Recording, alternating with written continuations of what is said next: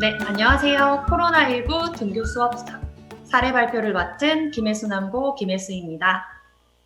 오늘 저희 발표 제목은 온인오프, 매체를 통한 등교 수업입니다. 수업 목차로는 스마트 교육, 온라인 매체 활용 수업의 배경, 그다음 매체 활용 수업 사례, 매체 활용 수업 후기로 진행됩니다. 스마트 교육은 사실 철자 하나하나에 의미를 부여해서 엄청나고 대단한 것이지만 사전적인 의미로만 봤을 땐 스마트폰이나 태블릿 PC 따위의 스마트 기기를 활용한 교육이라고 합니다. 제 발표 제목이 왜 온, 인, 오프인지 다들 눈치채셨을 것 같은데요. 오프라인 수업 속 온라인 매체 활용, 즉 스마트폰이나 전자칠판을 활용한 등교 수업 사례를 발표하겠습니다. 먼저 온라인 매체 활용 수업을 하게 된 배경으로는 크게 세 가지가 있는데요. 먼저 코로나19가 계속 진행되면서 학교 체육 현장에는 많은 변화가 생겼습니다. 코로나19 이전의 학교 체육 수업과는 전혀 관련 지을 수 없었던 많은 변화들로 인해서 이전과는 다른 새로운 수업 형태의 필요성을 느꼈습니다. 그래서 최대한 사람 간 접촉하지 않고 거리 두기가 가능하면서 개인 활동 및 학습이 가능하도록 스마트 기기를 활용한 수업을 떠올리게 됐습니다. 두 번째로는 수업을 하는 교사도 좀 즐겁고 수업을 듣는 우리 학생들도 즐거운, 재밌는 수업을 하고 싶었습니다. 그래서 학생들의 선호도와 관심 분야를 조사해봤는데요. 조사 결과를 보면 학생들이 관심 있는 주제가 있을 때 이용하는 경로로 온라인 동영상 플랫폼, 즉 유튜브가 제일 많고요. 그 다음 우리 학생들의 주요 앱 사용 시간 또한 유튜브가 압도적으로 많습니다. 그래서 우리 학생들은 연예인들보다도 유튜브나 스트리머 그리고 크리에이터들의 유행을 따르고 그들에게 영향을 많이 받는다고 합니다. 그래서 우리 아이들이 즐겁게 수업을 하기 위해서는 내가 꼭 이 온라인 콘텐츠 영상을 활용해야겠구나 라는 생각을 했습니다. 마지막으로 매년, 매 학기, 매 시간 하는 고민에서부터 시작되었는데요.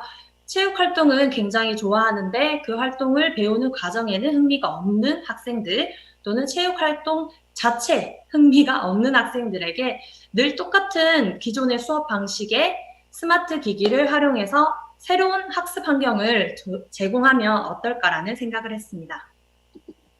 다음은 이러한 온라인 매체 활용 수업 사례입니다. 수업을 어떻게 진행하였는지는 준비된 영상으로 설명을 할 거고요. 온라인 매체 활용은 수업 초반에만 활용하기도 했고요. 그 다음 수업 중반, 수업 후반에만 활용하기도 했습니다. 학생들의 흥미가 유지되면서 수업의 질 또한 높일 수 있도록 수업 내용과 시기에 따라서 기존 수업 진행 방식에 적절히 섞어가면서 진행했습니다. 먼저 수업 초반에 활용한 영상입니다.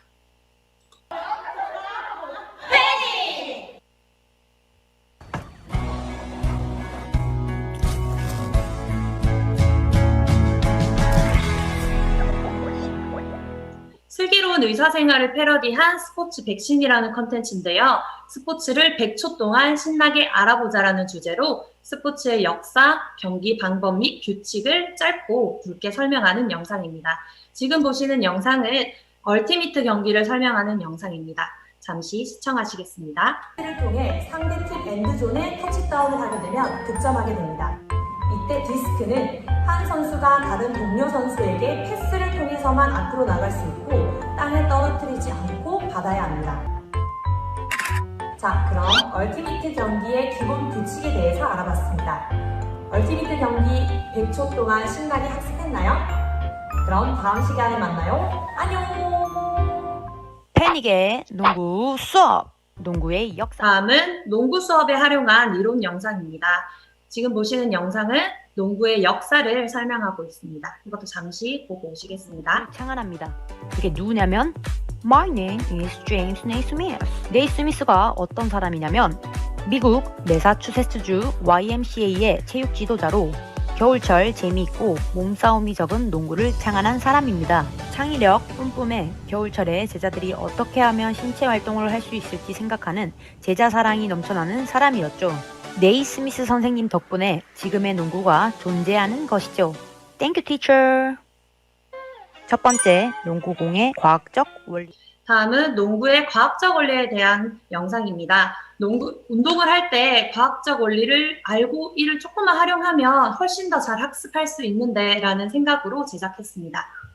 색이 대부분인데 왜 농구공은 주황색일까요? 주로 바닥을 보면서 공을 튕기는 농구 선수들은 주황색의 코트를 계속 보게 되고 코트 안에서 농구공을 계속 주시하다 보면 눈에 피로가 많이 일어난다고 합니다. 이러한 피로를 덜기 위해 농구공이 주황색이 되었다고 합니다. 그럼 단순히 음성 설명과 다양한 시각적 설명을 함께 활용해서 학생들이 최대한 지루하지 않고 재밌게 학습할 수 있도록 하였습니다. 코트와 비슷한 계열의 색인 주황색이 시야에 잘 들어오고 눈의 피로감도 줄여주는 것이죠.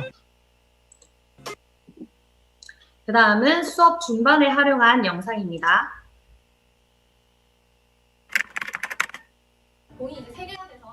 코로나19로 팀 경기가 불가능한 상황에서 교사의 시범으로 학생들이 학습하고 수행할 수 있는 종목에 적합하다 생각했습니다. 그래서 저글링, 스포츠 스태킹, 농구 리듬 트레이닝과 같은 종목으로 수업을 했고요. 지금 영상은 저글링 수업 중 공 3개로 저글링 하기를 설명하고 있습니다. 잠시 영상 보시겠습니다. 아야, 다시 시작. 던지고 던지고 떨어뜨리고 준비 시작. 던지고 던지고 던지고 준비 시작. 던지고 던지고 던지고 받고. 지금 이게 연속해서 여러 번이 가능한데 굉장히 어려울 겁니다. 많은 연습이 요구되기 때문에 안 된다고 좌절하지 마시고요. 자, 다 같이 한번 던지고 던지고 던지고 던지고까지 해보도록 할게요. 학생들이 수업 시간에 본인이 원하는 장소로 가서 스마트폰을 보면서 자신의 수준에 맞게 속도에 맞게 조절하면서 연습하는 겁니다.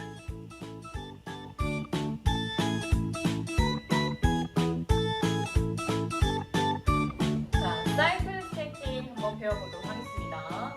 다음은 스포츠 스태킹에서 363 사이클 스태킹을 설명하는 영상입니다.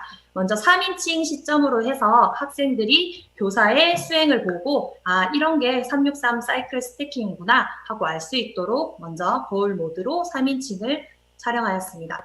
다운 스태킹 해서 66 스태킹을 위해 왼쪽으로 가지고 업 스태킹 합니다. 스태킹이 마무리됩니다. 자, 363부터 업 스태킹 합니다. 다음은 설명 오른손. 모드로 1인칭 시점으로 촬영했습니다.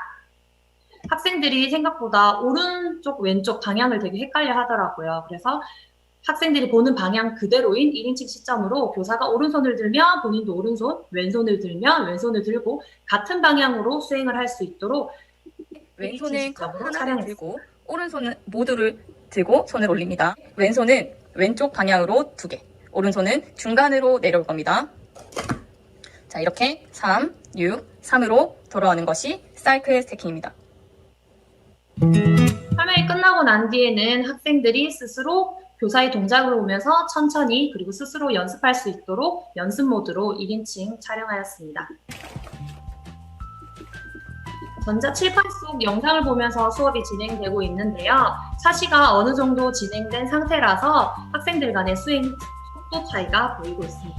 아직 천천히 연습이 필요한 친구들은 계속해서 영상을 시청하면서 연습을 하고요. 수행 속도가 빠른 친구는 교사가 옆으로 가서 시간을 측정해주거나 개인에게 맞는 미션을 제공해주기도 하였습니다.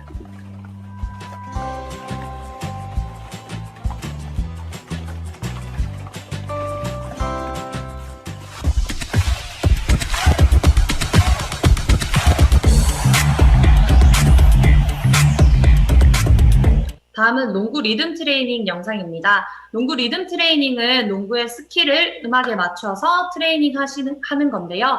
보시는 것 같이 이러한 동작들이 각 난이도에 8동작씩 들어있습니다. 근데 난이도는 총 5가지로 구성되어 있어서요. 학생들이 원하는 난이도를 선정해서 연습하고 평가를 받으면 됩니다.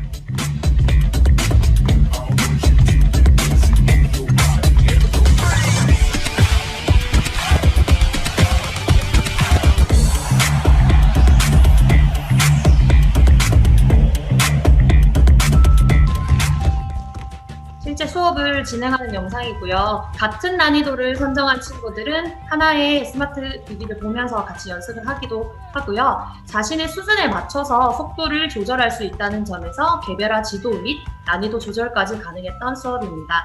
또한 평소 소극적인 친구들 또한 매체를 통해서 혼자 학습할 수 있는 환경이 조성되다 보니까 조금 더 적극적이고 열심히 임하는 모습을 보이기도 했습니다. 다음은 수업 후반에 활용한 영상입니다. 카웃이라는 프로그램을 사용했고요. 역사나 경기 방법, 그리고 관련된 인물과 같은 내용들로 퀴즈를 만들었습니다. 수업이 진행되고 후반에 퀴즈를 풀어보면서 그날 배운 수업 내용을 정리하기도 했습니다.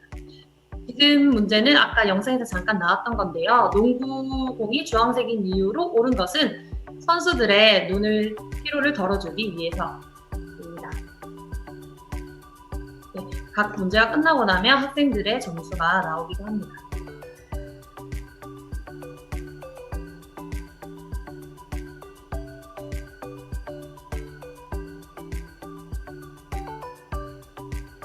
방금 보셨던 과학적 원리 영상을 토대로 그 영상을 보고 난 뒤에 카웃이라는 프로그램으로 퀴즈를 풀었고요.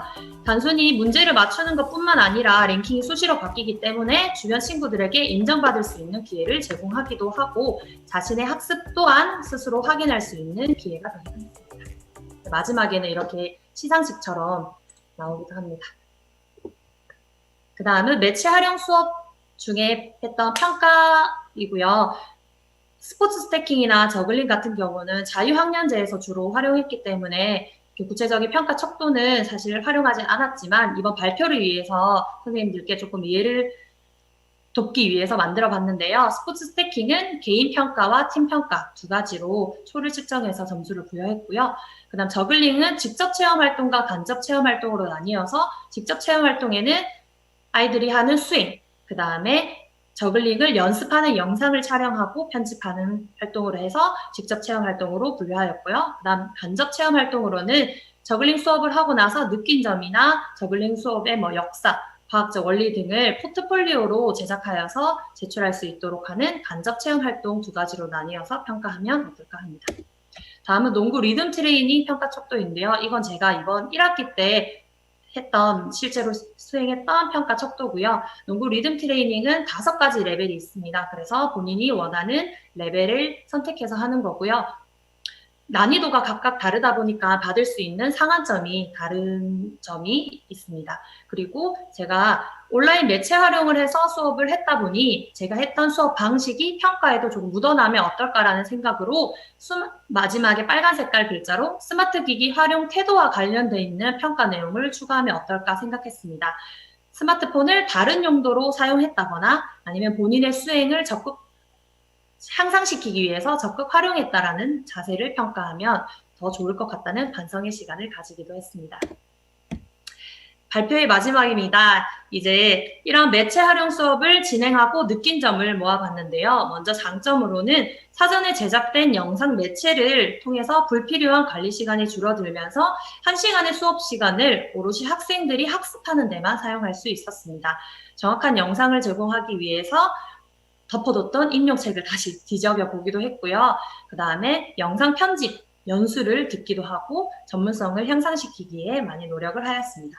그리고 다음은 이 수업을 하면서 제일 만족스럽고 기분 좋았던 사실인데요. 제 이런 고민과 노력이 아이들에게도 닿아서인지 수업의 후기나 반응이 굉장히 좋았습니다. 원래 체육 싫어했는데 이렇게 수업하니까 완전 재밌다, 또는 과학적 원리 재미없을 거라 생각했는데 재밌게 영상으로 보니 재밌다 등등 이렇게 열정적이신 선생님 감사하다 등등의 아주 좋은 후기를 받았는데요. 그래서 아이들이 학교 체육과 교사에 대한 신뢰도가 상승하면서 훨씬 더 체육 수업에 적극적으로 임하게 되는 계기가 되었던 것 같습니다.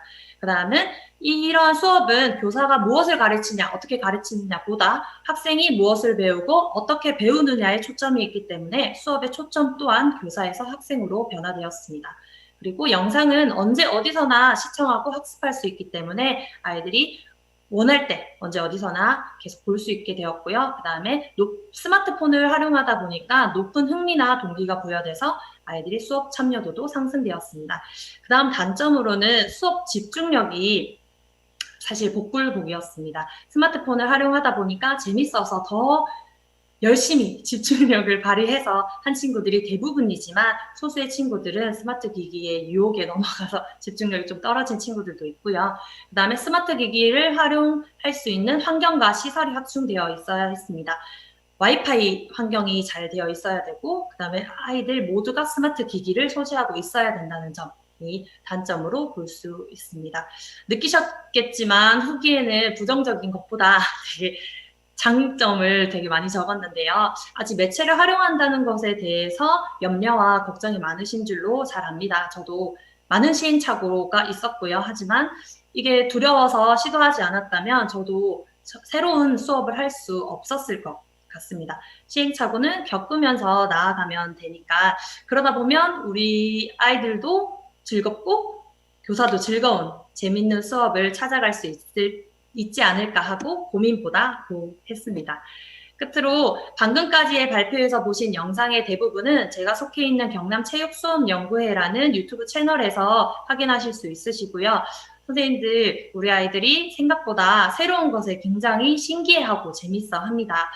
무엇이든 해보고자 하는 그 마음은 우리 아이들, 학생들만 가질 게 아니라 교사도 가져야 할 마음이 아닐까 생각합니다. 더 나은 체육 수업을 위해서 오늘도 많은 고민 중이신 선생님들 계실 텐데요. 이 황금 같은 방학을 할애해서 이 발표를 듣고 계신 지금 그 변화는 시작되셨을 거라 생각합니다. 노력하는 대한민국 체육교사 화이팅! 이상 발표를 마치겠습니다. 감사합니다.